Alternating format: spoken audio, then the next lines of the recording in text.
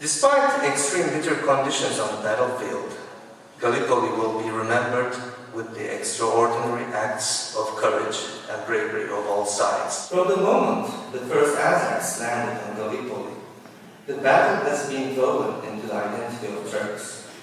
Turks and Anzacs respected each other during the fighting and after the war.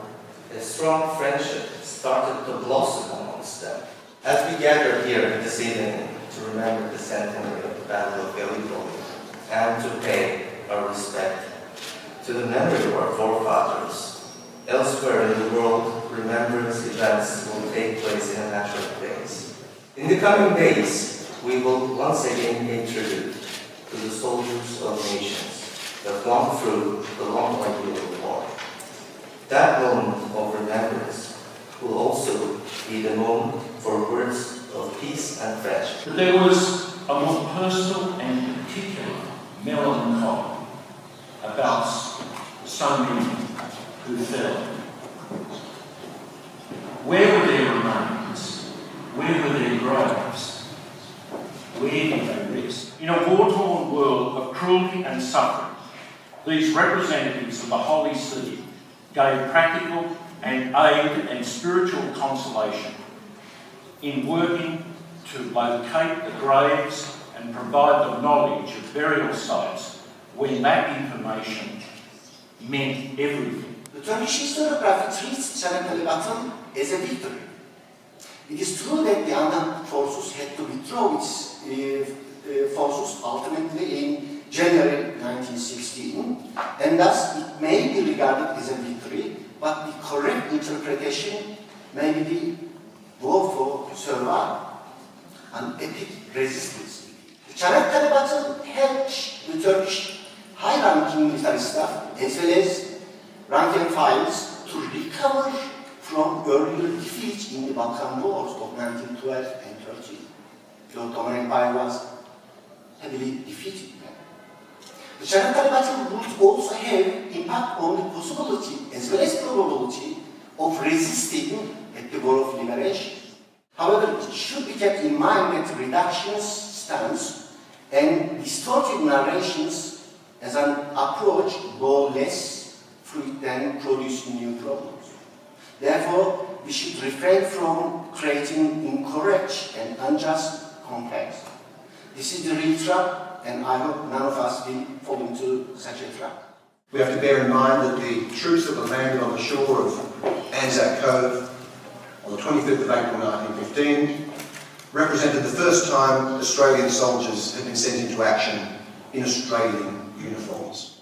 Right from the very moment of the landing of this force, the Australian Imperial Force, the 3 divisions of the Anzac Corps, from that moment of their landing, this was understood in 1915 to be a moment of great significance, providing a moment of common endeavour and unity for a very young fledgling nation composed of 6 prior, of course, separate colonies. We also have to bear in mind the huge groundswell of deep personal mourning and grief that the loss, more than 8,000 men killed at Gallipoli, caused back in Australia. And this creates also within the community a need and a yearning for some form of collective remembrance. But this, I think, only explains why Gallipoli was significant for the generation who lived through it. This explains to us why Gallipoli was important, why it was commemorated for the decades after the Great War.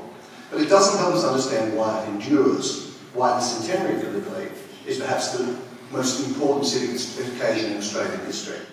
And there's a lot I can say on that subject, given that we have had 100 years of commemoration of Gallipoli in Australia.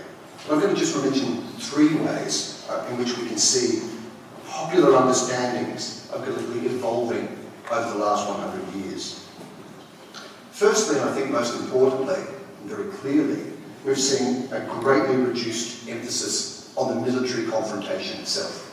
A second element that we've also heard aspects of from our other speakers is the way in which we've seen a reconciliation with former foes.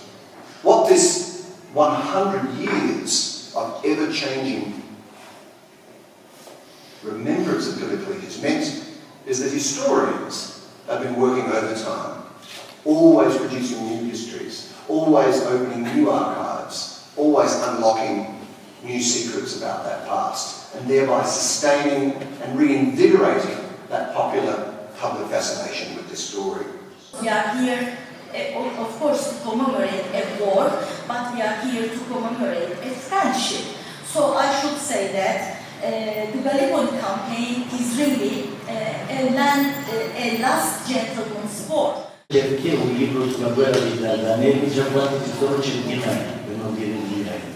Ma secondo la mia conoscenza, questo è il primo libro, cioè che si scrive prendendo in considerazione i documenti dell'archivio segreto vaticano. Ci sono queste lettere dall'Australia, che era un paese abbastanza lontano.